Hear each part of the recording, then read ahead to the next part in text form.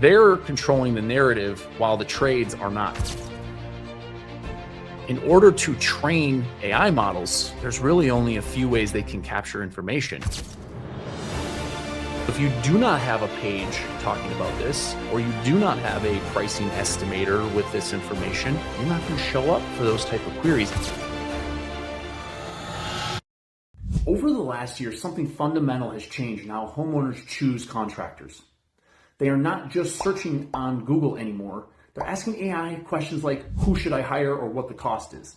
And the way AI evaluates businesses is very different from how most contractors think about rankings. In this session, we break down what is actually influencing AI visibility, what still matters from traditional local SEO, and what you need to do to adjust if you want to be recommended instead of ignored. We tested this across hundreds of contractors and ran real prompts across multiple AI platforms. What we found will probably challenge what you think about search. Let's dig in. Hey, everybody. Welcome. Happy Thursday, the last Thursday in February. Can't believe it's already through February this year. This year is absolutely flying by. We should have a pretty packed house today. We had about 170 people register, so I'm going to give people a few minutes to get in here. I already put a comment in the thread here, but I'd love to know the trade that you serve or trades if you have a multi-trade company, and then what you are looking to get out of today's webinar. It could just be figuring out AI search, learning more about it, or it could be something very specific. I want to make sure that whether I have it covered in the slide deck or not, you guys are getting the information that you want out of this. All right, we got several HVAC companies in here. Hi, Juan. What's going on, Riley? Got Vladimir's HVAC, Ali. Hey, Ali, how are you? Hi, John. We got an electrician. Arturo is HVAC, hoping to learn more about how AI can help my business for searches. Well, good thing you're here because we're going to talk all about that. And we're going to separate fact from fiction as well today, which is going to be fun and probably some eye-opening things for people because there's actually been several studies on this stuff, and we're going to go right through that data later today. Hey, Chris. Joe's whatever pays the bills. I like it, Joe. Joe just came out of semi-retirement back into owning I think it's an HVAC and plumbing company in Dallas-Fort Worth. So, hey, Joe. John's hoping to learn about how AI can help with searching companies and how it relates to Google. Fantastic answer. I love it. All right, just another minute or so, and then we will go ahead and get started here. I'm super excited about this. This is the first time I've ever done this exact presentation. So you guys are going to be learning new stuff as I learned new stuff, and we've been doing a lot of tests and stuff like that behind the scenes with our company and our SEO strategists to try to figure and reverse engineer some of this. You guys are going to get access to that stuff today. Hey, Scott. Hi, Dina. Hi, Vivian. Patricia, plumbing, wants to figure out more with AI. Petros is in Las Vegas. Keywords to trick AI into finding my company. Good one. Jack, plumber, looking for bigger and better. Awesome. We all are. Fantastic. All right. Well, with that being said, we got over 60 people in the room already. So let's go ahead and get started. A couple quick housekeeping items before we get started. One, if at any time you ever have a question, drop it in the chat. Don't save it. Don't store it. Just drop it in the chat. We will go back through these questions at the end and make sure that you guys get any specific questions, whether it's relating to your business, your market, or just search or AI search in general. We'll make sure that you guys get the answers to your questions so that way you have some nice takeaways to take back to your business. Hi, Antonio. Good. We got a couple roofing companies on here. It's nice to see. Fantastic. All right. Well, let's go ahead and get started. Let me change my screen here. All right. So if you don't know who I am, I'm the founder and CEO of Relentless Digital. We've been in business 6 years on, let's say Sunday, March 1st. So it'll be our 6th year in business. So super excited to be here 6 years, continue to grow and help. Served over 300 contractors in that period. We won some awards. We got a somewhat decent podcast that a lot of people really like to listen to. We do talk a lot about AI automation and different tools and things like that. So we don't just share contractor stories. We go into the technology that's leading the trades and then want some other cool stuff. But let's get into the meat here about what you are going to learn today, because that's really why you're here. You're not here to hear about me. You're here to learn how you can grow your business through search. So this is exactly what we're going to cover today. What's actually happening with search right now, and we're going to talk multi-faceted search. So we're talking ChatGPT, Perplexity, Gemini, AI mode. We're going to talk all of them and kind of make heads or tails of what's the truth and what things do you need to do to help your business.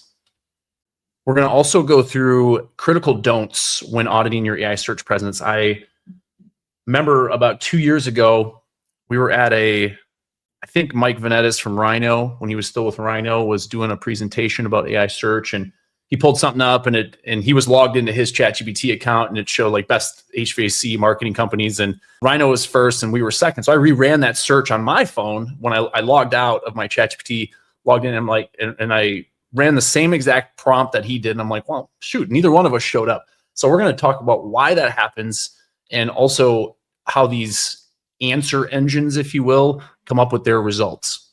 We're going to talk exact tactics. We'll give you guys some tactics. This is going to be probably a little bit more relevant to Google search specifically, but we're going to talk tactics that work for both. How to find yourself. We're actually going to talk about if you're an NFL fan, they always do like the comeback player of the year. There's been a massive comeback player in the local search space. We're going to talk about that and fill you guys in on that a little bit later in the presentation, and why Google Maps is still your number one revenue driver and how you can expand your presence there. So first, we need to talk about what search was before we can talk about what search is today. So the old way, which it doesn't feel that old, feels like it was literally just a few days ago, but it's already been in months and stuff like that where this has really changed, is we used to have 10 blue links. Sometimes there was a little snippet at the top, then it was 10 blue links. You had to go to someone's website. You kind of had to read through the content, go back, check the next one to try to find an answer to your question. Not ideal from a homeowner or even yourself. If you're trying to get an answer, it's not ideal at all.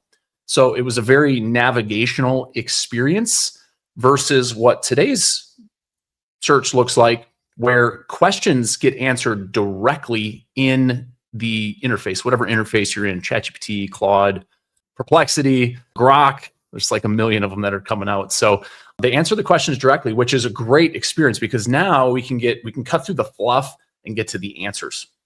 So what's happening, some of you guys may have noticed, especially if you've had a website with a marketing company for a long time or you've managed a blog yourself, is a lot of that blog content, you may still rank really well for your website, but your informational traffic, which is all usually like blogs traffic, like why is my AC blowing warm air? You write a blog about it.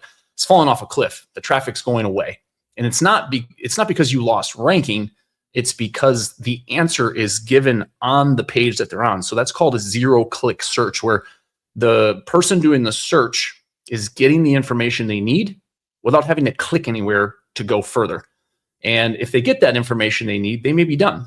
Or they may ask more questions and they may continue this type of search that they're looking for.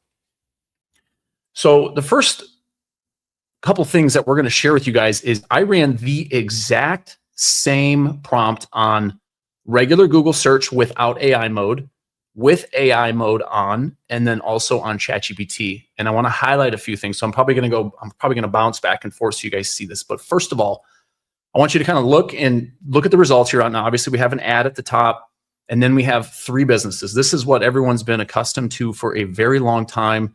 So we have Air Repair, Todd Matthews, and Team Arizona. These are all very local to me. They're all probably within 5 to 7 minutes of my house. So when I went to do this same exact prompt or query on AI mode, it almost gave me the exact same results. And the reason for that is because Google's AI mode pulls from Google Business Profile. Now, I believe the one that was missing was Team Arizona. I believe they were actually outside of this screenshot, but they were like 4th or 5th on the list. So one good thing to note, and this is why I mentioned later in the presentation, we're going to talk a lot about Google Maps. First of all, Google search is growing.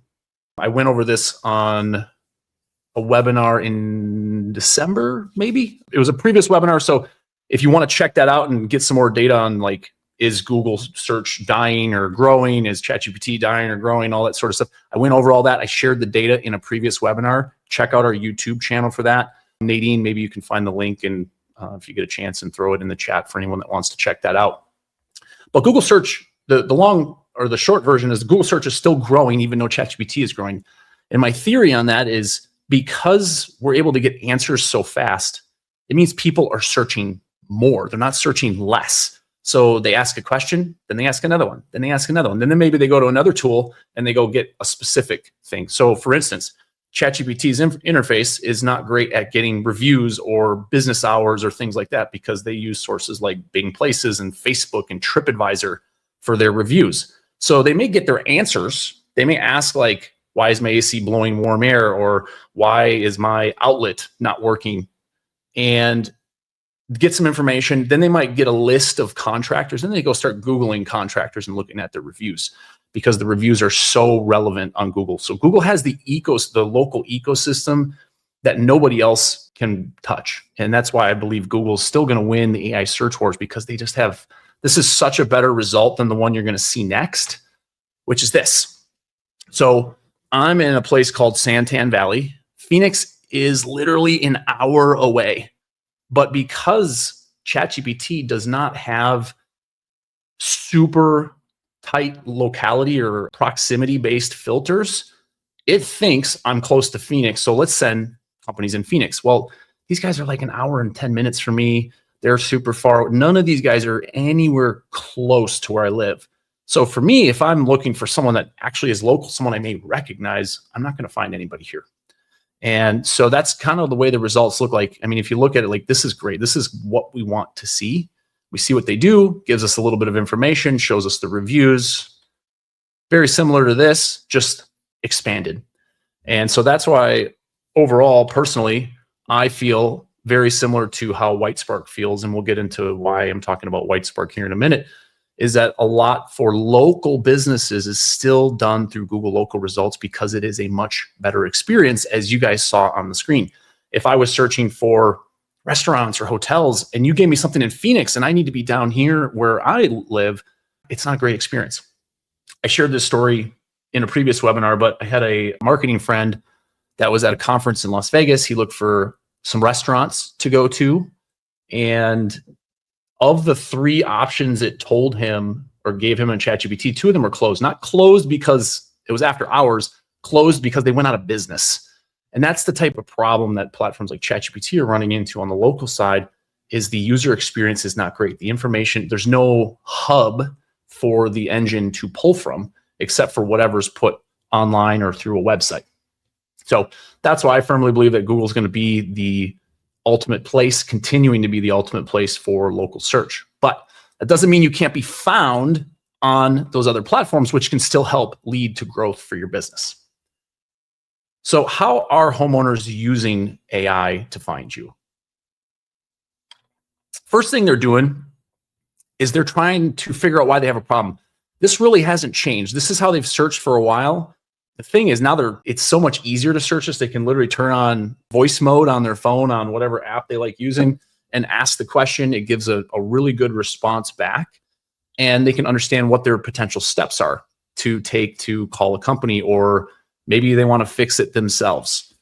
So that's really where homeowners are starting to use it. And honestly, I use this the same way. I try to figure out my problem to see what I need to do with it before I hire someone. Then, especially if they have no idea, they've never hired a contractor, they never replaced their system, they have no idea what the costs are for these things. Costs are a huge, huge, huge deal these days.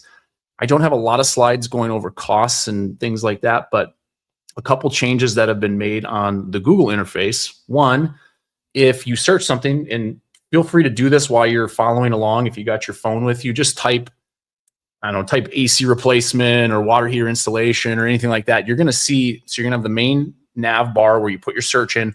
Right below that, there's these little bubbles. And those little bubbles, there's probably going to be one that's right on the very left-hand side at the top. It's going to say online estimates or online quote or something to that effect. If you click that, the results on page 1 will actually change. So if you do not have a page talking about this, or you do not have a pricing estimator with this information, you're not going to show up for those type of queries. And it is very low hanging fruit right now. Most markets, including even the big markets like LA, New York, they don't have a lot of contractors showing this stuff. So it's a very easy way to do it. I know people don't want to talk about price on their website. That's always been kind of a gray area. Contractors either are all for it or all against it. And there's a million reasons why. The problem is, if you go to ChatGPT, you will find the price information online. It will not represent what your actual price and cost of doing business is. So what's happening right now is directory sites like Best Pros in Town and airconditioningup.com, which most people probably haven't heard of, have blogs on their site that most likely someone's just using AI just to throw information out there so they can rank and be cited.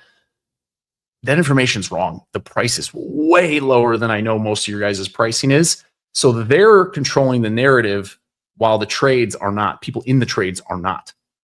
Other type of content that would be really good for your website, which I know a lot of people don't want to put on there, top 5 roofing companies in whatever your market is, top 5 HVAC contractors in your market, because now you're putting competitors' information on your website. So why would you do that?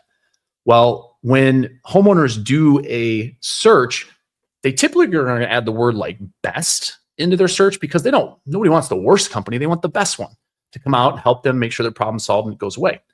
When they put in best, these AI engines think top 10 lists, top 5 lists, and those things get cited a lot. For instance, we created a blog on our site last year of top HVAC digital marketing companies. We've been featured on other blogs like Service Titans and Hook Agency and some other ones. That has actually helped us get a lot more traffic from ChatGPT. And I can show you guys the link later of how you can tell if someone came from ChatGPT to your website. Those types of pieces of content, while uncomfortable, are very important. So it is a hard thing from an agency perspective to write that, because we don't want to write something that you guys aren't going to agree with. And I don't want to know your pricing. You could tell us who their top competitors are, but the thing is, that type of content is really going to help you be shown. And then, of course, then they go, okay, cool. I know some information. Now find me a reliable or trusted or whatever the adjective or verb that they want to use to describe the service. And then that's when they go and search for a local company. So a lot of people, because we've been so accustomed over the last 25 years that we have to rank in Google, everyone thinks you have to rank in AI search. AI search does not work the same way. It does not have a consistent ranking. It has more of a probability engine. I would say Google's probably a little closer to a consistent ranking, but a lot of people want to talk about ChatGPT because it's still the new kid on the block. It does not have essentially it's no more of as a probability engine. I'll explain a little bit more why that is on this next slide, and I actually give you some examples here shortly, because you can put the same exact prompt in over and over and over and over again, and the results are going to be different every single time. Now, if you're in a very rural market, this may, or maybe the same companies show up because there's not a lot of options. But if you're in like a market like Phoenix, there's no way it's going to happen. There's just way too many competitors, and what the ChatGPT does, it just rotates through reviews. So you want to not focus on, oh, I got to rank number 1. You got to focus on, do I show up, is really what's more important. Because the study that I'm referencing on here, and you guys can all go research this study and look it up. It's a very well published study. 600 volunteers ran the same 12 prompts over, I think it was like a 4 or 6 week period. So they ran those same 12 prompts a combined 2,961 times. So a very monotonous, tedious study, but it was done through ChatGPT, Claude, and Google's AI overview mode. And what it found is less than 1 in 100 chance that ChatGPT or Google gives the same list of businesses twice. Now, it doesn't mean same businesses may not show up on the list, but it's not going to be the same exact list. The list is going to be different. And so you guys can see on the screen, less than 1 in 1,000 chance that the list appears in the same order twice. So that means it's going to be different almost every time you look. Now, if you have a super authoritative site and you're crushing it with reviews and stuff like that, maybe you show up number 1 or 2 all the time. And I'll show you an example in Phoenix of how that looks here shortly. But don't expect to see yourself all the time. And also don't expect, if you don't see yourself the first time, that you're not going to show up ever. So just things to keep in mind when you look at this, because this is not the same game. We're not playing the same game that we have been for the last 20, 25 years. Just to hammer home the point, visibility is more important than the position. You want to show up so people actually look at your company. Then they decide, based on the list provided to them, who the provider they want to go with is. So in order to be shown, you have to make sure that you are part of the AI's consideration set. And what this means is you have to search for your brand, meaning look up what, like, I'll give an example for myself. What do you know about Relentless Digital? Let it find the sources, find the information. Like, what can it tell us? Maybe there are some things that are wrong. I saw a thread the other day, I think it was in the House Call Pros group, where somebody was noticing that there were some negative things being said about their brand. I don't remember the exact outcome, but I've seen that happen on Reddit threads or local Facebook groups where somebody said, oh, the price is too high, or they're always trying to sell me something. And that stuff is being pulled into these results. So you have to know not only what is being said about your business, because that's the information that's going to be shown to the homeowner, but where those sources are coming from. So we're in an age where you have to monitor your brand more than ever. It's not just monitoring your Google reviews, which everyone's used to. We have to monitor our brand on these platforms and get into a habit, I would say probably every other week to once a month, somewhere in that range, just checking your brand and making sure whatever's being said about you in the world, you know what that is, so you can potentially fight it or overcome it or figure out what that issue is. So we talked about Google Maps. I am a firm believer that it's going to be, I mean, it still is based on the data that we see. It's still a huge driver of leads and calls, and it dominates the conversions. There's been a lot of studies from places like Searchlight. And if you're not familiar with them, they write a blog on a site called Substack called the Data Driven Trades. I would highly recommend you check that out, because they actually show as far as how much traffic and how many conversions are coming from like ChatGPT and stuff to people's website. And they also relate that to revenue out the back end. So you actually know what a potential ROI looks like on ranking on AI search. The short story on that, or the short takeaway, is it's less than like 0.5% of revenue opportunity. So it's not a real big component yet.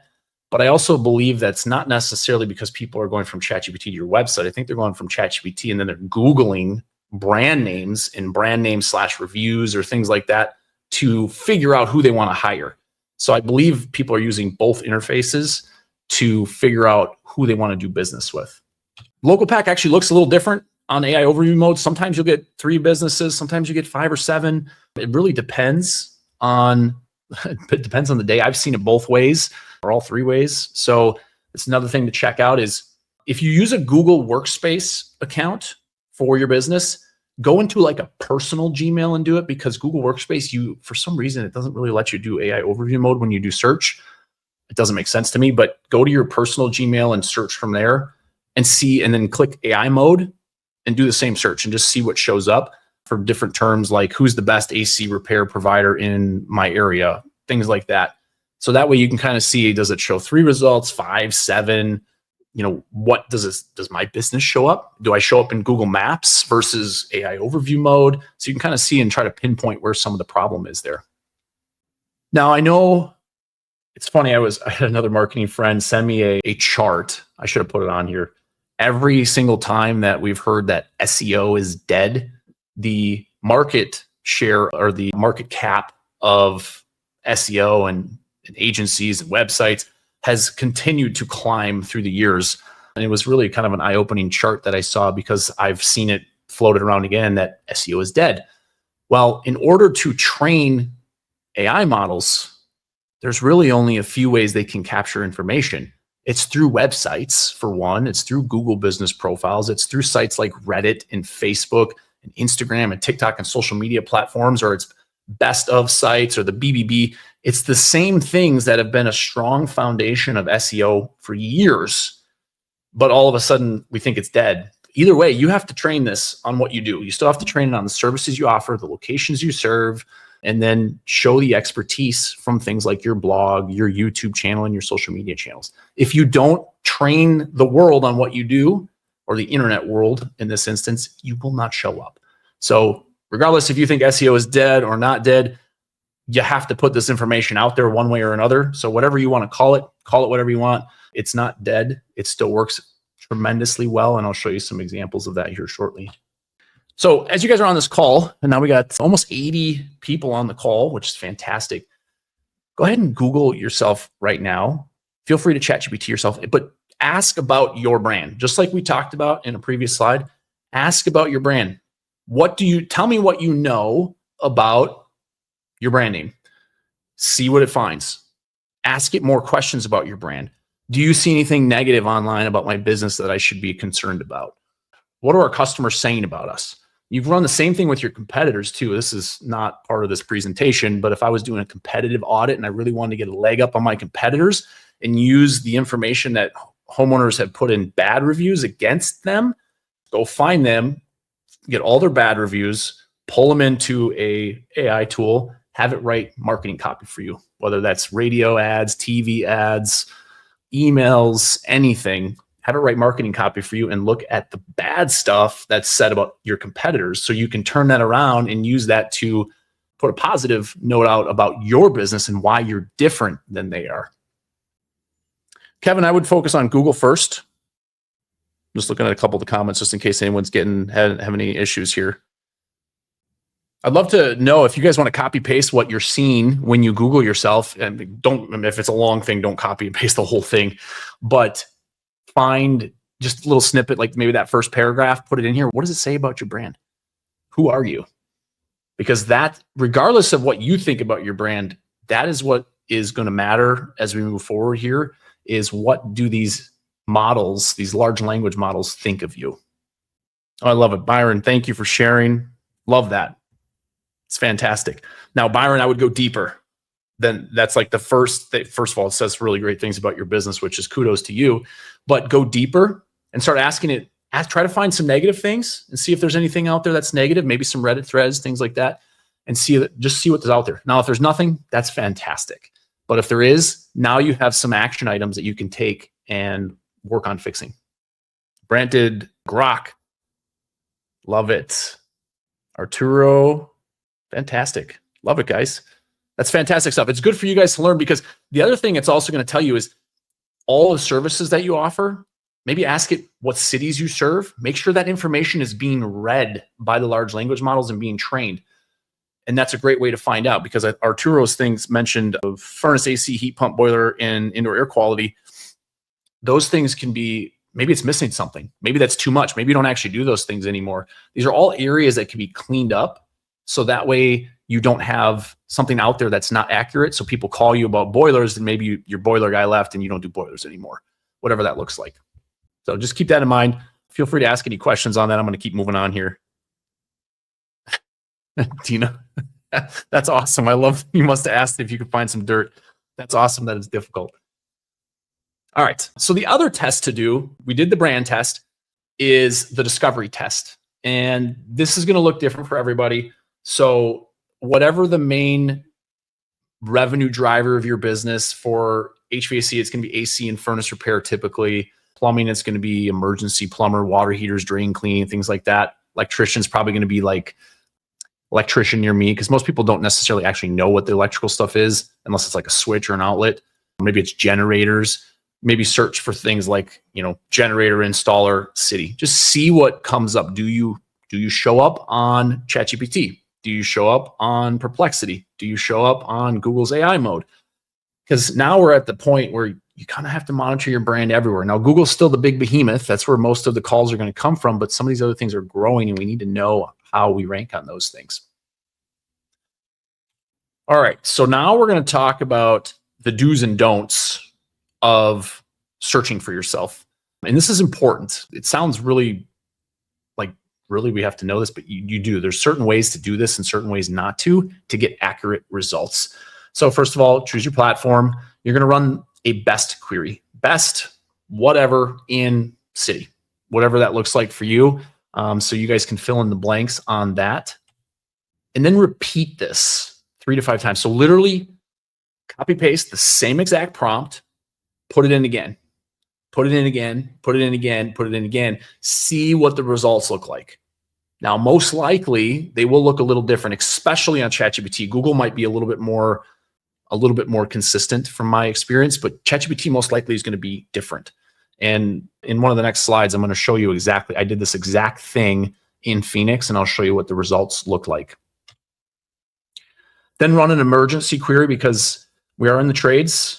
Emergency query, I know some people don't run after hours and weekend service and stuff like that, but emergency queries are still very important. Those are very high demand, very I need you now type things, which usually if someone needs you now, they don't really care about price. They just need you to get out there and fix their problem because they got water leaking, or it's hot or it's cold and they need you to fix it. So I would test that query because it's an important one, because things like this may be missing from your website content that is preventing you from getting these opportunities. And as I talked about on step 3 here, the golden rule is one result means nothing. Just because you show up or don't show up in the first one doesn't mean you're not going to show up or don't show up at all. So run it several times. Be really curious. I know we can't really probably copy and paste all this stuff, but be really curious if you guys want to share this stuff with me afterwards, if what the different results look like when you guys do this multiple times. So I mentioned I was going to show you guys, I did this like 2 days ago. I just ran the same exact thing I asked you guys to run, best AC repair company in Phoenix. This was the first screenshot that I pulled. There were 6 companies that came up: Parker, Larson, Hobica. Some of you guys may know these guys. Some of these companies are pretty big, or they've been purchased by PE. Biltmore, Lowe's, and True North. So I ran it again maybe 3 minutes after that. I literally just copy pasted, ran it in the same exact chat thing, and I got 8 results. Day and Night was in there, Same Day, Mountainside, Bolt, Gladiate, and Johnny's. The only 2 that were the same were Larson and Parker. So literally almost the entire result changed, and I only did this a couple minutes later. So I ran it one more time, and now it gave me, now there was a little bit more consistency, but Parker and Larson showed up in all 3, so that's really good signals for them. Mountainside showed up a second time. SunTech is new. Hobica showed up twice. Ace is new. Desert Diamond is new, and Gettle showed up. So this is just to share with you guys the fact that it's constantly moving. You're never going to get the same exact result, at least on ChatGPT. So just keep that in mind when you're searching for yourself and maybe you're frustrated, you don't find yourself. It's going to be different. The other thing that you need to do, and I'll give you the don'ts, let me get to this because I'm getting ahead of myself, is, where is it? Don't log in. So when I did these results, I logged out of my ChatGPT account and I just used a free account. Most of the internet world has, or homeowners probably have a free account, or maybe one of the $8 subscription. I think there was a screenshot floating around. I haven't been able to verify the source of like all the different ChatGPT users. There's very, very small subset of power users that are on the Pro and above Pro products. Most of them are on the free or the $8 subscription. And so make sure you log out when you do this. Just like I actually saw, this isn't to dig on anyone, I saw someone that most of you guys would know is an HVAC influencer. He was logged into his ChatGPT and asked who the best coaches are in the industry. This is maybe a year ago. And of course, his name was at the top. And I did the same exact search, logged out, and his name was nowhere to be found. It's because he's logged in. So when you're logged in, it remembers all of your memory. And that's the other thing to remember too, is every single person that uses these tools, this is not like the days of search where you could just always show up no matter kind of what the preferences were. These AI models remember your search history. So they remember what you looked for before. They remember your preferences. They remember what you like, what you don't like. They remember that you guys have seen those prompts where like, hey, tell me everything you need to know about me, or roast me, those type of prompts. These things know a lot about who we are and how we operate. So when it's doing a search, it's taking all of that context into the search. So if they know someone's on a tight budget, they may not show them premium priced options for anything they search for. So just things to keep in mind when those searches happen. It's definitely it's a much more complicated space in the search world because now working against so many different factors versus just, hey, we got to rank on Google and be visible because then we have opportunity. So don't panic because it could be something pretty quick and easy that needs to get fixed. There are a lot of AI ranking tools out there, but as you guys just saw by me showing you a couple prompts in a row, these AI ranking tools aren't really showing you anything because just because they pulled it one time doesn't mean that's accurate over multiple prompts and multiple of the same prompts. So trusting an AI ranking tool right now is a fool's game, in my opinion. You can certainly follow along and have one just to have one, but I wouldn't trust what it says quite yet because it's a probability engine, not a search engine. So when it comes to creating consistent signals that help rank businesses on search, there's a few factors that we've found. I mentioned earlier, like the comeback player of the year in local search, it's directory listings. So before ChatGPT burst onto the scene, directory listings were always kind of this thing that companies like ours and our competitors we'd always build directory listings, but because everybody built them, the value of them really went down because if everybody's doing it, you still have to do it, but the value went down. And to the point where the last time Whitespark did this local search ranking factor study back in 2023, it was down near the bottom. Everyone still did it, but it was down near the bottom. And so now that they redid, and you guys can Google this, Whitespark 2026 local search ranking factors, they have a section for AI rankings or AI visibility rankings. And one of the big takeaways from that was I think it was five of the top 12 or 6 of the top 15 or something like that, all had to do with mentions, backlinks as far as like local backlinks, which would be things like sponsoring little league teams or, getting your site on a local business's site, and then getting your site listed on best of directories or top 10 in this city directories, which there are a ton of them. But getting your business listed on those has become uber important. Now, the good news about that is there's a lot of opportunity. The bad news is there's no easy way to get added to all of those directory listings. You can use something like a Yext, or there's other platforms out there like Uberall and stuff to get like some of them, but that's only going to be a portion. It's all these best of directories, and I'm going to give you guys a full list here soon.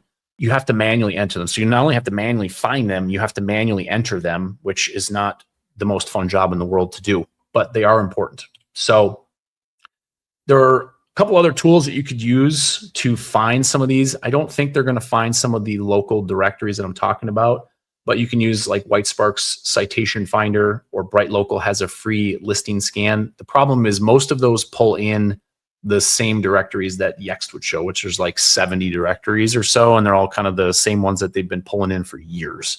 So those networks haven't really grown. It's the same thing that they've always pulled in. So steps that you can do to find some of these is Google your name and check the results on page 1. Are all the details consistent? Now, some of the discrepancies I'll see, and I'll speak on our clients because we do DBAs for our clients to get a keyword in their business name. Sometimes the social media profiles, because mostly on page 1, if you have social media profiles, that's what's going to show up. And the details aren't always going to be consistent because maybe they don't want to change the social media profile. Those are things that we don't have access to. But I would highly recommend, if that's the case, log in there and change those. Just make sure the details are the same. It's not going to kill you or crush you if they're not exactly the same, because it does read the context between those, but it does help. Then you can start searching specific directories. I'm going to give you guys a whole list here shortly in a downloadable guide that's going to help you find more.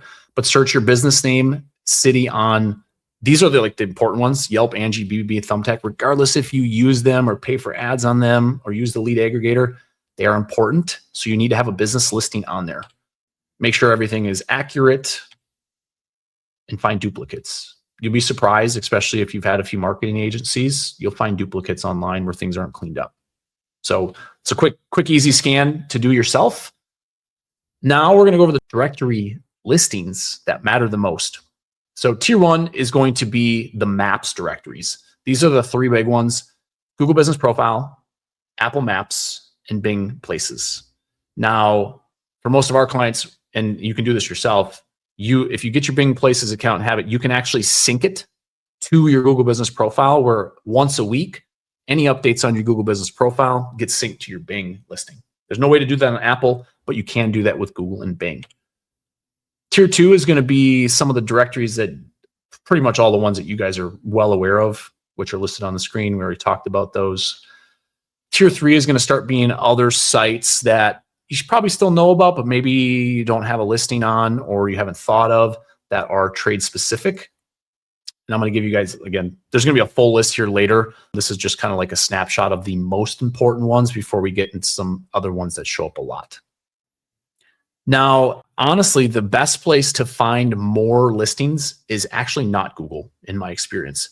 We did a study we had about 150 clients. We did a study and we did all the same searches I'm telling you guys to do. We ran this through Perplexity, Google's AI Overview, and ChatGPT. And we put all of those on a spreadsheet to try to analyze the data and figure out what sites are getting sourced the most. ChatGPT has definitely the most opportunity there. It goes, and I'm not sure if it's because it's not connected to Google's ecosystem. Google's very heavy on Yelp, BBB, Angie, things like that. ChatGPT is not. They use a lot of different sources. Some of you guys may know that already, but use the same search, go to the bottom, click sources, note anything that looks like a directory listing, top 10 lists, best contractors in city, anything like that. Just notate the site, write it down. Try different searches. You'll find, and also search in different cities. So like if your main city's Phoenix, maybe you want to search also, but you serve Gilbert, Mesa, Scottsdale, search in those cities as well, because you may find different listings inside of those. Once you do that and you repeat for the different services you offer, you want to start getting your business added there. So you can hire a VA, which is a virtual assistant, or whoever to get your business start listed there.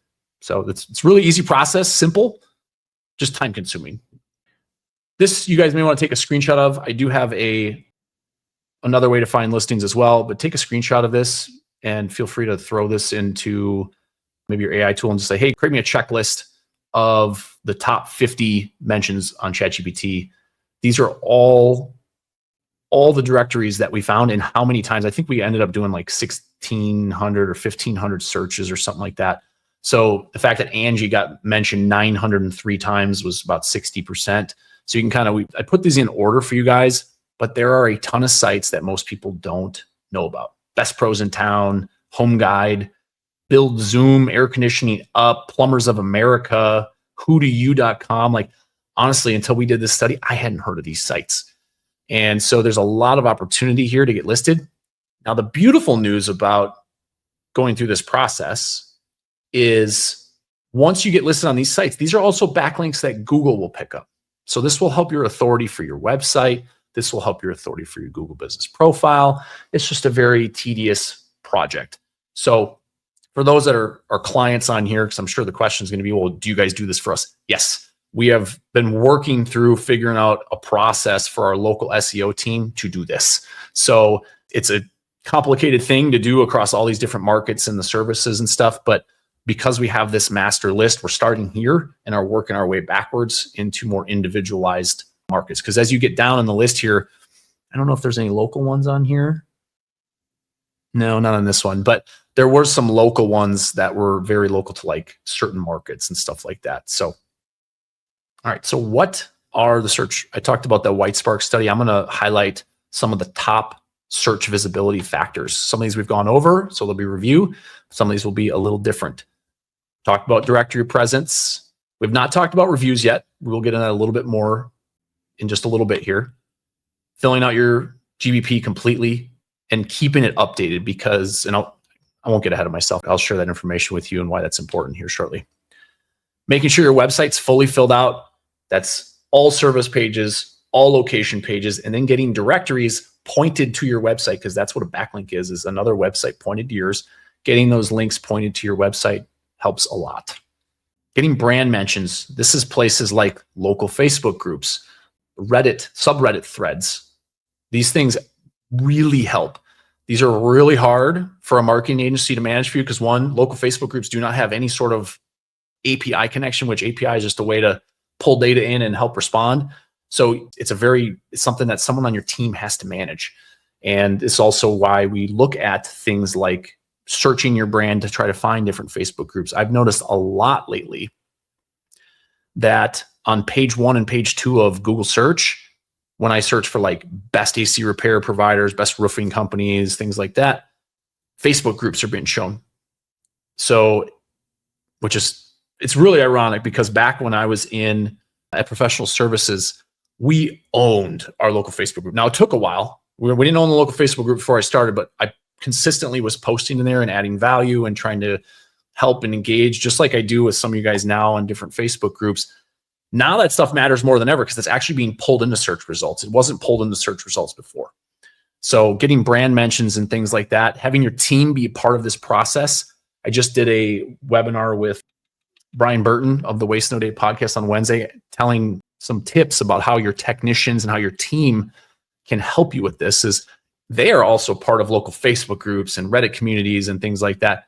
When incentivize them or even just share like just how important it is to your business that they mention your name and what you guys stand for and your, those sorts of things when those posts come up, because they can be really valuable.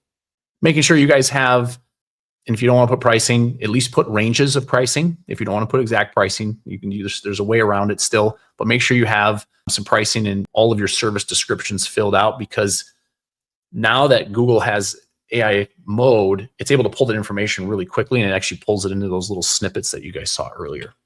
Make sure you guys are active on all social media platforms. I know some of you guys are going to roll your eyes at that because like LinkedIn and some of these ones are like, it doesn't really make sense for me, but you can find partnership opportunities, and LinkedIn is a super authoritative site. So even just sharing whatever your knowledge is about, and I'll get into some content ideas here shortly, but whatever thought leadership thing you have about your trade or the services you offer or stories that come from your team and how you've helped certain homeowners, post it on all the platforms. If you don't really like writing, I would prefer Claude over ChatGPT for writing, but use Claude to write those posts for you and help you out and say, hey, turn this post into a LinkedIn post, etc. And physical distance still matters. As you guys saw the results earlier, I'm in Queen Creek, Santan Valley, Arizona. I'm an hour away from Phoenix. When it comes to Google, the results were great. There were people around me within a very small radius. ChatGPT does not have any proximity filters that way, at least yet. So they're giving me results that weren't very relevant to what I needed. So as far as like top ranking factors for Google Maps, not a lot of this has changed too much, but it's filling out your GBP, making sure you have the right things on there, like primary category. I'm going to go over some of those in some screenshots here soon of the things you can do for that. Making sure your website is relevant. So like having the landing page that's connected to your Google Business Profile, make sure that landing page, especially if you have multiple Google Business Profiles, you don't have, let's say you're targeting furnace repair in Milwaukee, Wisconsin, because that's where I was originally from. You want to make sure that you have a service page that's focused on furnace repair, targeting Milwaukee, Wisconsin, listed or connected to that Google Business Profile. I know sometimes it gets a little complicated when you have multiple of those. Feel free to ask a question if that didn't make sense. Review signals, these are huge. There's still so many companies that don't do a good job getting reviews. I've talked to businesses that have been in business 15, 20 years, and they have like 100 reviews. We have to try harder. We have to make it a focus. Because one, that review content is gold. It pulls into all kinds of snippets and stuff like that. Not your replies, but the snippets that the homeowner leaves are gold. So we have to get more of those, and we have to ask, and we have to automate, and we have to make it personalized. I did a whole presentation about this. I don't know if that was last month or the month prior, but I focused on that a lot. Getting links, citations are important, but they're down towards the bottom. AI search is kind of like the reverse. So reviews and citations and mentions are towards the top of the ranking factors. GBP signals are important, but it's not as much because AI can pull in a lot of that stuff. So if you put all these things together, you'll have a really powerful program. So when people are selling you, talking about AI SEO, It is not some brand new thing that never existed before. It's adding to the great foundation that already existed. So it's expanding finding directories and citations. It's expanding the types of content that goes on your website. The type of content that goes on your website should be things like frequently asked questions. This is a huge one. I'll share some examples shortly. Tech stories or stories from the field. We've actually seen this is still kind of in a beta test for us, but we've taken new completed jobs from a CRM. We run it through a prompt. We get an outcome. We find an image that matches the outcome of that story. And essentially what we're doing is we're trying to take the CSR notes, the technician's notes, or the summary, the invoice, the outcome, and we're putting together a story of what happened. And one, these stories sound amazing because one, it's really hard to fake content that's real.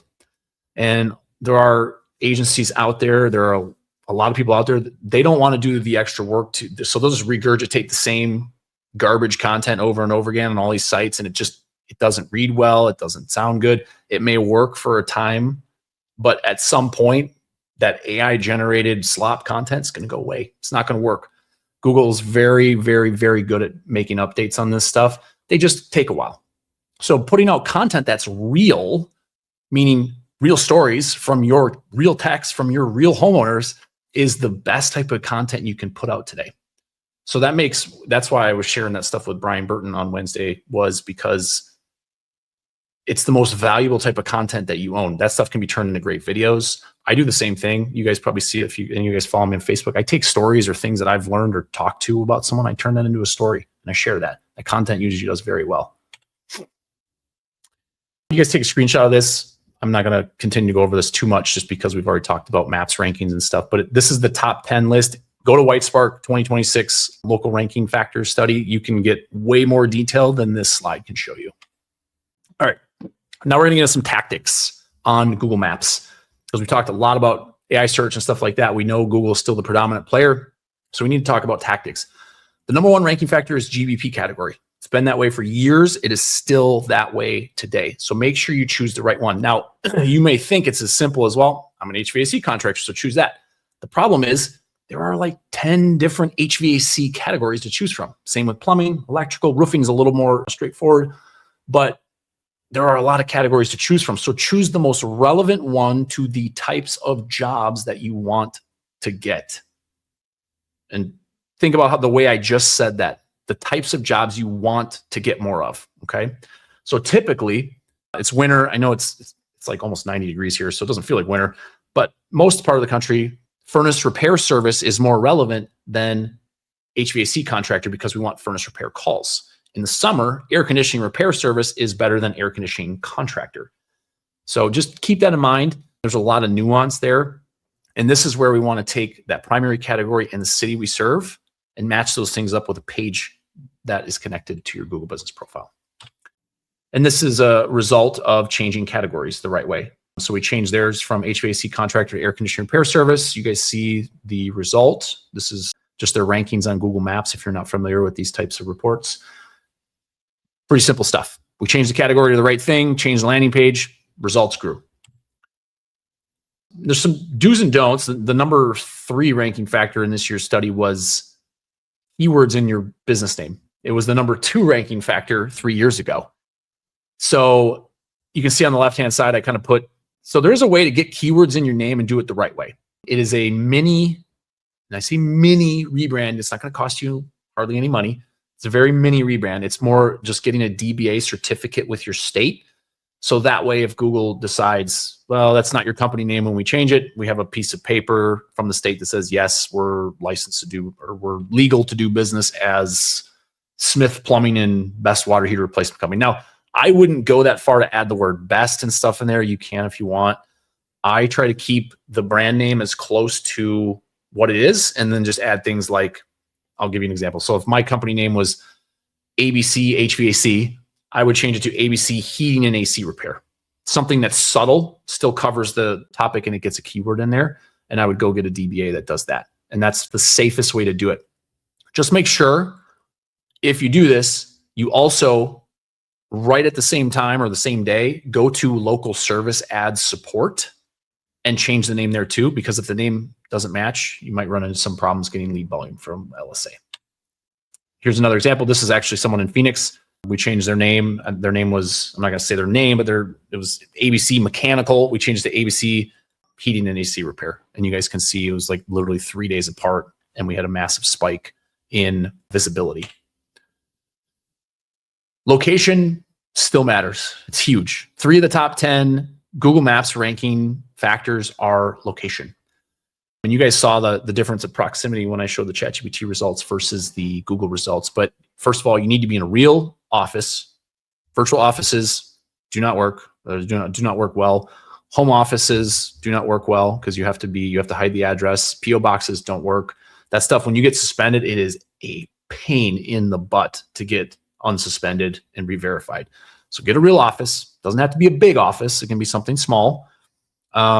Get signage on the door. It could be a vinyl sign. It doesn't have to be something that's $3,000, $4,000. It could be something that's really, really inexpensive. And make sure you're not using PO boxes or UPS stores. And make sure the map pin of the address is inside of Google's definition of the city you want to rank in. If you Google the city, so in this instance, we'll just say Mesa, Arizona, there's a red dotted map that shows up. Just make sure whatever that office address is inside of that red dotted map. That will help tremendously. The reason we don't want SAB listings or service area business listings is because they just don't rank well, and they also get suspended way more frequently. I've seen this time and time again. We had this company came to us a couple years ago. They had their house and their main plumber's house. We told them they had to get at least one office address before they even started and did onboarding with us. And you guys can kind of see the results literally 2 days apart, just getting a physical office and showing that address on Google. Talk about location. This was a client, HVAC client in Bozeman, Montana. Their location was actually here. You can kind of see where that number 1 pin is in Four Corners. They were about 4 miles or so from Bozeman. And you can see what happens as they get close to this city proximity or the city border here, rankings start dipping because there were too many providers that are inside of Bozeman that they can choose from. So even though they had a lot of authority, their website was ranking for a ton of stuff, it was really, really difficult because their actual physical office was not there. So our suggestion was to get a second office in Bozeman and manage it from that perspective, which they ended up doing a little bit later on. As silly as it sounds, the hours on your GBP listing matter. I can't remember exactly when this change was made. It wasn't a ranking factor for a very long time until maybe about 1.5 years ago. And one of the Google updates, it became a ranking factor. So let's say on your Google business profile, it says you're open from 8 to 5. At 5:01, if you go run a search, your business, wherever it's normally ranked, is going to go down on the list, as long as somebody else has, they're open till 6 or 7 or 24 hours. My recommendation, now you do have to have an answering service, someone answer the phone. My recommendation is always, as a contracting company, to have this as 24 hours.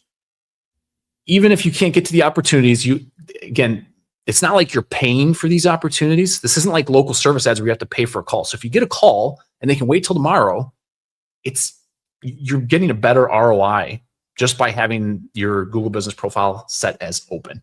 So I would take advantage of it personally.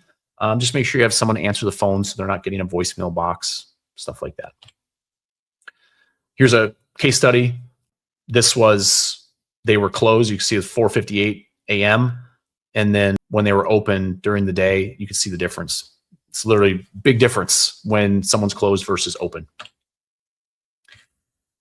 I think this goes without saying, but a lot of people are starting because they'd rather not try to figure out how to take good photos. They're trying to AI generate photos. Real photos perform exceptionally well. And this has always been true, but with the advancements in AI tools, and this is a test I would highly recommend you guys all do. Take an image from a recent job or one that's just sitting on your desktop that you downloaded, throw it into, this is Gemini. So go to Google Gemini and just say, hey, what can you tell me about this image? You will probably be completely blown away at what these AI models know about one picture You know, they always say one picture is worth 1,000 words. It literally is worth 1,000 words or almost 1,000 words on Gemini. It's crazy. This knows there's a condensate pump, there's main unit, the drainage piping, the support system. It's a horizontal air handler installation, the duct work. There was more to this. My screen cut off, but it's wild what it knows. So putting real pictures of the real systems that you guys work on is so important. I can't stress that enough. Stop using stock images. Start taking more pictures. Make it required. If your team does not already, they have to take a certain number of pictures on the job. Take a picture of the before, the after, what you're working on, the model, the serial number, the plate, whatever that looks like. Make sure they take the pictures. Make sure the stuff gets onto Google Business Profile as photos and things like that, because Google can read this stuff. Whether we think I don't necessarily think they're using it for ranking just yet, but they know a lot and they can learn a lot about your business by these images. Just some other quick tips here. Use posts on your Google Business Profile to persuade people, not rank. I know a lot of people, when they hire a marketing company or they have someone in-house, there's a lot of ways to connect like your social media profiles and those posts to your Google Business Profile. Don't share the same stuff on Google as you do on social. Social is completely different. Way higher in the funnel. I talked about this, I think, last month in the 2026 planning webinar I did. Don't post the same stuff on social media as you do on Google. Google's very, very bottom of the funnel. They're looking to do business with you. So coupons, offers, services you do, locations you serve. Focus on the bottom of the funnel stuff because that's where they are at. Don't focus on stuff that's supposed to be fun and about your team and all that kind of stuff. This is super important. And honestly, I feel like it's even more important now than it ever has been, which I know it almost sounds cliche coming from marketing. She's like, oh yeah, it's the thing that we focus on. It's more important than ever. It really is. You guys saw the AI search ranking factors. Reviews are up a lot higher than the old Google way. So how do we impact this? And what is the impact? Now, I've shared this case study before because it's worked even years ago. It works even more now, is getting reviews. So things you can do. 1, always ask in home. 2, immediately when the job is closed, send a review request, ideally personalized, ideally with an image, a very wholesome family image, like a husband and wife or the kids or someone holding a dog, something like that in the image. It makes it personalized and the results are tremendous. I'll give you guys a link to kind of show some of those case studies that we've done. And then every so often, like every 3 months, 6 months, 12 months, something like whatever that looks like for you. Personally, I would do it probably every 6 months. Go back through your entire customer list and run an outbound campaign to go get more reviews. And if they've already left you a Google review, get them to leave one on the Better Business Bureau. Get them to leave one on Facebook. And I'll talk about that here in a second, why that's important, but get them to leave a review somewhere else because those places get picked up by AI search models. And you can kind of see this was one of our first case studies that we did before we really rolled this out to a lot more clients. Just getting more reviews, huge weapon at your disposal. But most people just don't know that there's that option for them. They don't think about it. So they got 168 reviews. This was actually a second location. So this was not their primary listing, their second location. You can see they were ranking okay for a second location, but this took them to the next level. And they got these 168 reviews in 3 weeks. So it doesn't take long. Their customer list was like maybe 4,000 people, something like that. If you want to see more case studies, I think we have like 25 or 30 case studies on there now. Just go to this QR code. You can look through them. You can click through. You can see the number of reviews, where they started, the map before and after. You can see all that stuff on there. And just understand that it's very important and you should be doing this consistently throughout the year. Now, the reason reviews on other platforms matter is because these platforms there's partnerships behind the scenes. So Yelp, for instance, gives information to Apple Maps. You guys have probably noticed that if you have an iPhone, if you go to the Apple Maps section and look for a business, Yelp is probably going to pull through. So you need to make sure that you have Yelp reviews. You need to make sure you have Facebook reviews because Bing, which is not quite as connected to ChatGPT as it used to, but it does pull from Bing places. Facebook reviews pull on Bing a lot, like almost all the time. And then the BBB is a big trust symbol with Google. Even sometimes when you have to go through like support tickets and stuff, they'll ask like, hey, what's your BBB link? Because I don't know why they ask for that, but they do. it's a signal to me that the Better Business Bureau is very important to them. So these places are important to get at least enough reviews to have a good rating. So that way you can show up when people are searching. Talked about this a little bit. It was pretty much an ignored era. Most people are like, yeah, I do citations, but it's not even a big thing. It is critical now to find yourself on these different places because there's so many of them. Like Forbes Home is another big one that I was just thinking of. They literally have cities and markets in every single place in the US that you can get your business listed on. So having someone that's managing that and constantly finding those are great opportunities. Now, I mentioned that there's other ways to get some authoritative, especially local backlinks. And I'm going to show you that process here in just a second. So there's a few areas where you want to look for opportunities. And don't feel like you have to find these yourself. These are hard to find. But I have a very specific prompt that you can use. So feel free, I'll leave this up for just a minute to download this. And what you're going to find, so I would use Claude for this, Claude Opus. It just does a better job, in my opinion. And there's 5 buckets of backlinks. There's just one section of the prompt that you need to change for your business type and city. Let that prompt run, download the results, and it will tell you kind of roughly, because some of these are going to be paid placements or paid link opportunities. So obviously you have to keep your budget in mind, but they're all authoritative places to get your business listed. They're great sponsorship opportunities too.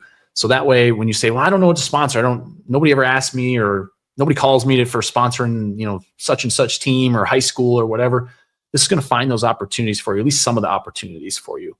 So run this prompt. I think you'll be very, very pleased at the outcome of what you find, and just start trying to add yourself to one of those, or at least do the research, and you guys can make a decision if you have any budget to put towards that stuff. Because most of these probably will be some sort of light payment or a couple $100s for the year or something like that. I don't have a lot of time to go over this because I'm already over time, but this is one of the ways that we grow our clients. So you guys saw the ChatGPT, how there was no proximity. Well, Google's very proximity based. So if Google's still the main dominant player, we still have to be able to reach our potential homeowners in the area that they live in. So it's just not possible in today's market, unless you are really out in the middle of nowhere, to rank 20 miles away with just one office. It's just not going to happen. Now, you can show up on local service ads and pay-per-click and stuff, but we all know that's a very expensive game. So we have to have offices inside of other cities. And there's really great ways to do research for those now with AI tools to find your ideal customer, demographic research, population and stuff like that. So we know that there's enough opportunity for us. I don't have all those slides here. I have done, again, go to our YouTube channel, subscribe. I do have a multi-location GBP, like how to find a second location. I went through the whole process, including the prompts and everything. So check that out when you guys get a chance. Overall, it's pretty straightforward. Get a small office space. Again, 1 to 200 square foot. Look at like loopnet.com, loopnet.com, I think is the URL that we use a lot. Find a small office address. Make sure you do the research on the city and stuff like that first. Get some permanent signage on there. Before you go verify a new Google Business Profile listing, go to relentless-digital.com/resources. Download our video verification guide. It will tell you step by step what you need to do. So that way you can make sure that you get through this the first time, hopefully, without any support tickets. And then just make sure that you have location pages on your website for that city, because it will be important. A couple more things we're going to talk about. Some of this is actually going to be a little new for clients. You're going to, hopefully, as long as my new report works next month and automates, I've been working on it like the last couple weeks. It's been painful, but I wanted to get this out because being found is literally only the first step. Being found and getting that conversion is the first step to anything. What happens after that is all on you. And it's a lot of weight, a lot of pressure. It's also where a lot of businesses fail, is what happens after the phone call or during the phone call. So we are coming out with a brand new report. It's called the Revenue Leak Report. It's going to analyze, using AI and a scoring rubric that we put together, all of your calls It's going to look at the times of day when you get a ton of calls or don't get a lot of calls and phone coverage and all this kind of stuff. And it's going to give you the best suggestions possible to help your business. And it's only going to focus on like the top 3 fixes, because otherwise outside of the top 3, it's just not enough you can do. So like this one, I hid the client's name. Between 8 and 2, Monday through Wednesday is when they missed the most of the missed calls happen. And so what I did is I used a lot of data from Searchlight. I pulled some data from some old Service Titan House Call Pro data to understand, like by trade, what are average job sizes for contractors. So they're pretty reasonable, takes into account some larger jobs and a lot of the smaller ones and stuff like that, to understand what the actual lost revenue opportunity is. So super important. I'm very excited for this report. I showed my team this report and they were extremely excited. There's a lot more details that go into this as far as like missed call, like pattern analysis on what days and times, because sometimes we just don't have the right coverage for these things and what the potential revenue impact of those are. What are the top concerns? And then also the findings of those calls. So that way you guys can analyze these pretty quickly. I think there are some more. I didn't want to make a bunch of screenshots. This is a whole bunch of information. You guys will be able to listen to the call and all that kind of stuff too. But the goal is to, when we drop the lead off at your front door, which is the phone for most of you, make sure your guys' end is doing what you need to do, because a lot of times there's problems there and we just don't, they're undiagnosed problems or the data is really poor.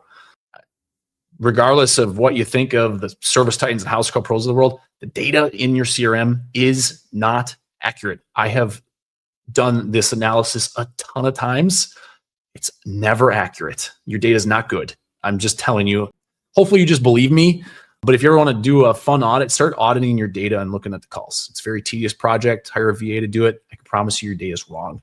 That 90% booking rate in your CRM, it's probably not accurate either, because people are excusing calls that shouldn't be excused because they had pricing concerns or you couldn't get to them fast enough, or it's the type of job you do that maybe you don't want to do it right now because it's 90 degrees outside. Those things should all be counted towards qualified leads. This is pretty obvious stuff, but answer every time. I would actually, the speed to lead, I would say if you miss a call, you have about 15 to 30 seconds to get back to them. 5 minutes is almost too long anymore because it's so easy for someone to click back and call the next company. So let's put together a quick action plan. And then I'm going to show you one more. I'm going to talk content on your website a little bit more, and then we'll end this and we'll go over Q&A. Audit your categories. Make sure your primary and secondary categories look good. Find the most relevant one to what you want to rank for. I would use a tool. There's a Chrome extension called GMB Everywhere.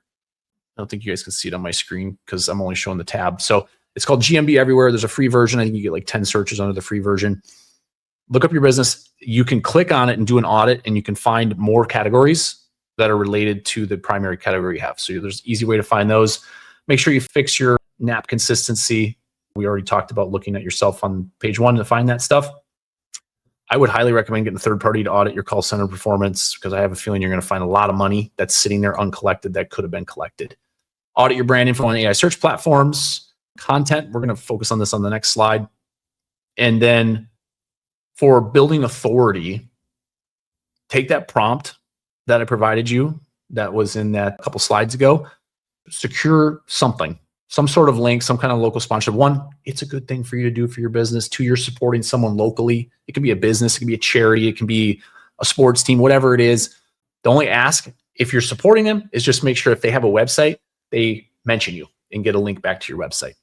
Make sure you have city and service location pages on your website. Every service you offer, every location you offer it in, get that on your website.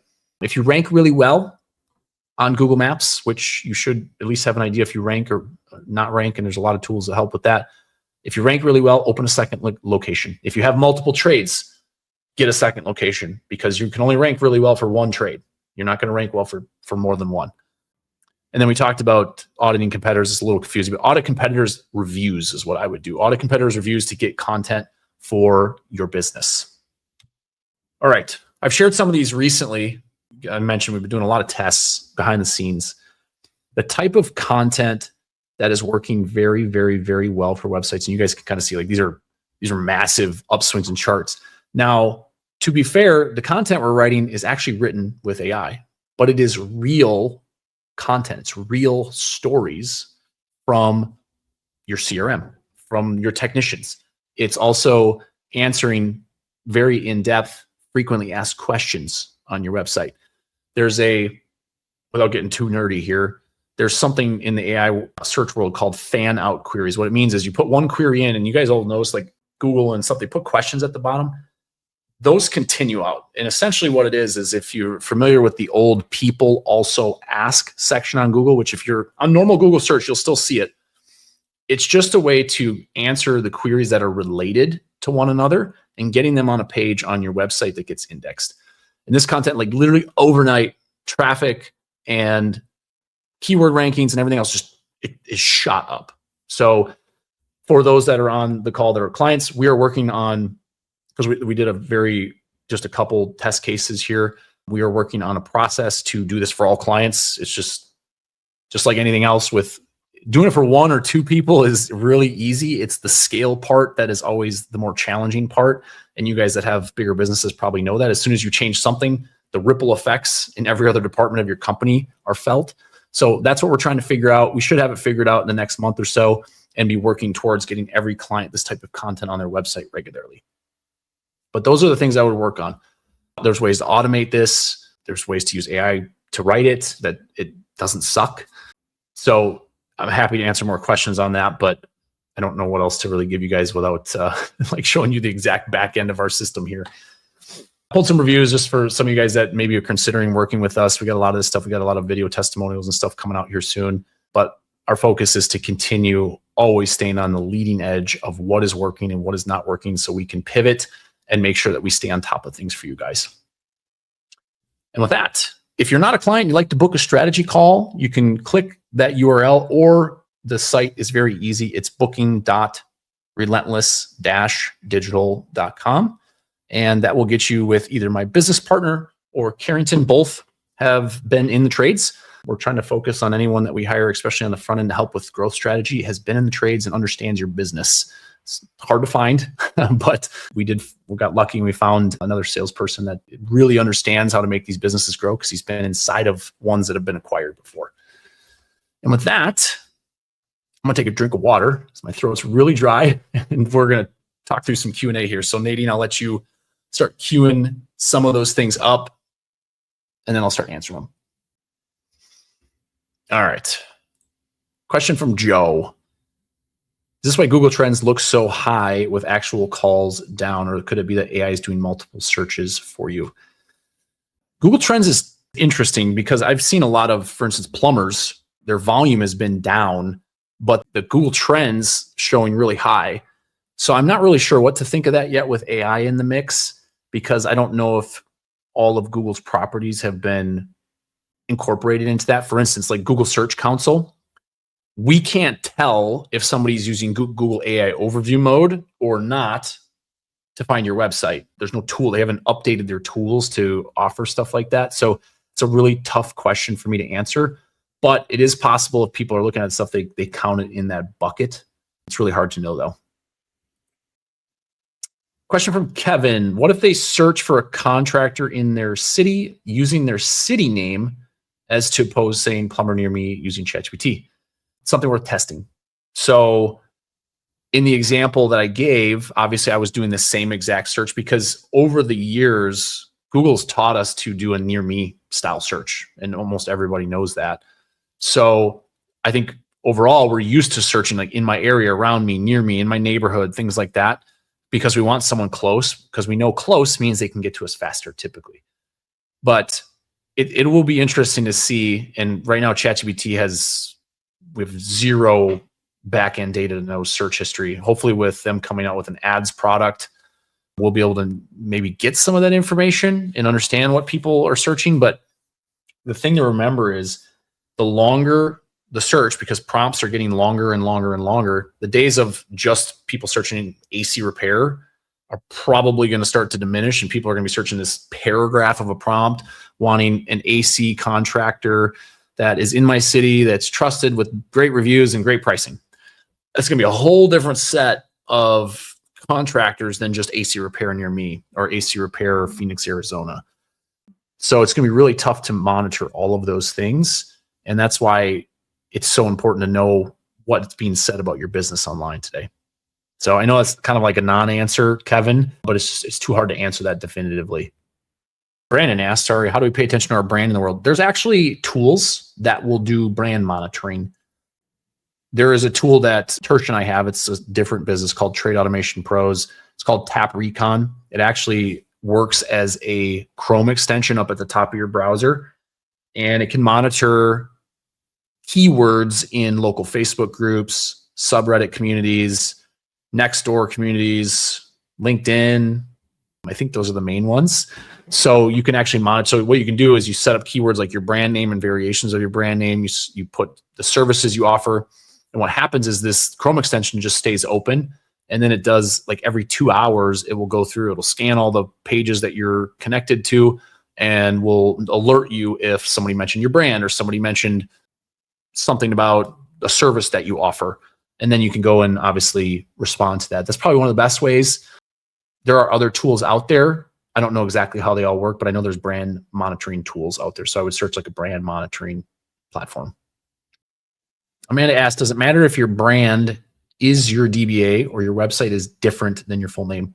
So if you have a DBA that you're using, first of all, I wouldn't say you have to necessarily change your logo on your website, but I would, on the footer of your website, have the DBA name on there just to make sure, because a lot of times these bots that crawl websites, real quick, they look at the entire thing of the website, they'll crawl that information down at the bottom. So at least have that name on there. So I would at least do that. It doesn't all have to. I want to answer this carefully. Does it matter if your brand is your DBA or your website is different than your full name? Yeah, I think the way I answered that would be the best way is to put that like ABC heating and AC repair, put that in the footer, and then make sure you obviously update your directories and stuff like that. So I hope that's helpful, Amanda. Juan asked, do you register the company when we sign up with your company to manage our website? I'm not sure I know what you're asking, Juan. What do you mean by do you register the company? So we do directories and citations and things like that, but I'm not quite certain what you mean by registering the company. So if you can put what you mean and elaborate on that in the chat, that would be really helpful. Amanda asks, so when you have campaign phone numbers for tracking, does that go against you? No. Great question, Amanda. So this is a very common question, and also it's very misunderstood. Google Business Profile, you 100% should and can put a tracking number as your primary phone number. So what you would do for your NAP consistency is you would put your main phone number that you want on all the other places on the web as your secondary phone number. Google and other places still read that. So Google knows a lot of people put tracking numbers on there. It's totally fine. Don't let anyone tell you differently, because we do it across, I don't know, 250 Google Business Profiles or something like that. So you can absolutely do that, and it does not hurt you. Okay, Juan was talking about directories. So yes, yeah, we do. So directories and citations, one, we do the core ones. That's always a core part of our process when somebody onboards is, so usually we do a DBA for clients, and then we update that. We do what's called a citation audit and then a cleanup. Then we build new directories on top. And now our process adds a fourth layer, which is the AI search component of searching for different variations of your services in your area, making a list, and then getting your business added to those. That's the part that's new, that is ramping up on our end, if you will. Jack asked, where can you find the map rankings? I'd love to run the report to compare to what I've been shown. So there's a lot of these tools, Jack. Local Falcon, Local Brand Manager, Bright Local, SEMrush has one, Local Dominator, there's other ones. So I would just go search local heat map tool or local Google heat map tool or something like that. Find one that's within your budget and use that. There might even be some ones that you can do like free trials on and stuff, so you can get some ideas of how you rank, but that's what I would do. Travis asks, I have 2 brick and mortars, but local techs throughout 3 states. Is there a way to make service areas work? So it's not that, I'm assuming you mean service area business listings. You can make them work somewhat. You're not going to expand your rankings as far as a brick and mortar. So And when I say brick and mortar, again, it doesn't have to be anything big. I think that's sometimes the misconception because people are like, oh, I got to get like a shop. You don't need a shop in a $2,000 or $3,000 or $4,000 or $10,000 a month lease. You need something that's $300-400 and it's 100 to 200 square foot. You can get a desk, sign, computer on, you can put a laptop on so you get video verification passed, get it passed. And then typically you don't ever, unless something drastically changes or you mess with the profile in a certain way, you shouldn't have any issues. And really the cost benefit of the additional ranking and the additional visibility is 100% worth it. The only other complication that comes from that is you have to get reviews to all those. So if you get too many listings too fast and you don't have the review volume to match that, you will hurt yourself a little bit because you're not going to be getting as many reviews to your main listing. So just little things to think about when you add listings and stuff like that is you have to take all of that stuff into consideration. Is it okay to post 5 times weekly on GBP or is that too much? Frankly, I don't think there's too much or too little. We usually do once or twice a week. You can post more. GBP posts, there's been a lot of studies on people posting and the frequency.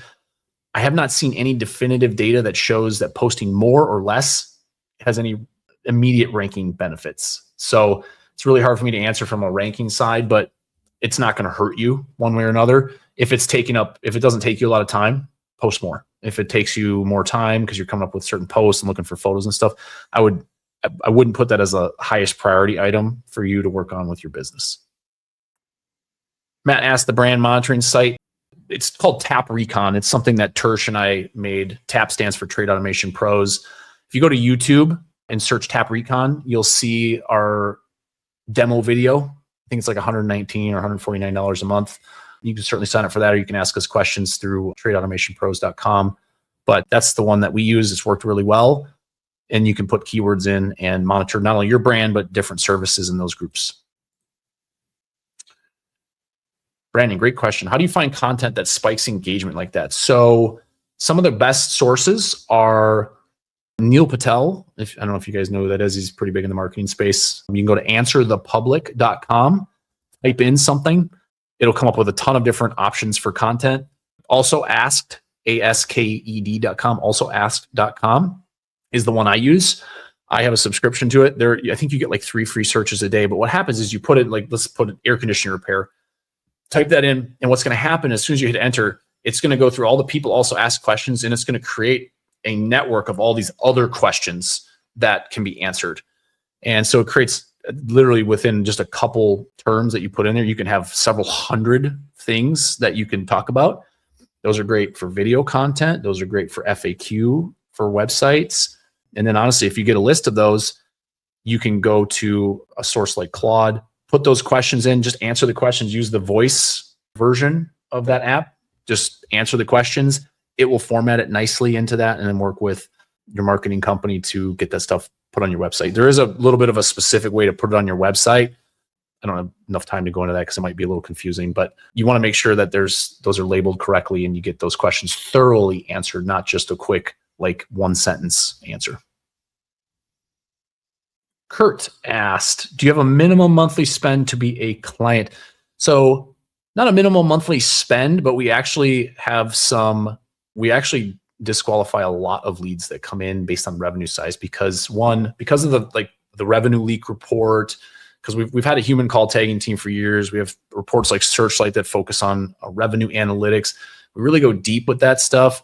We want to make sure that the operator has time to meet with us, has people that can answer the phone, text that can run calls. So we typically work with companies that are doing close to or at $1 million in revenue and above.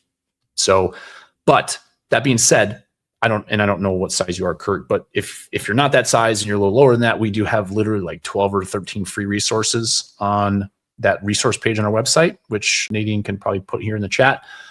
They're not, as you guys saw from this webinar, I usually try to give like the best stuff I can away. So the resources are great. They're not fluff. They're not just like quick little checklists that aren't going to do anything. They're actual prompts. They're actual things you can use and take away for your business and things that I've done when I was in the trades. Cool. Nadine, I think that's all. Going once, going twice. Cool. Guys, thank you for hanging out. Nadine, I probably should ask you, we do have another webinar next month. I don't even know the topic. on that, but we will get that out to you. This is recorded. This will be sent out to all of you guys to rewatch. It's also going to live on YouTube forever. So go ahead and check out that YouTube channel, and appreciate you guys hanging out with us today. Have a good one.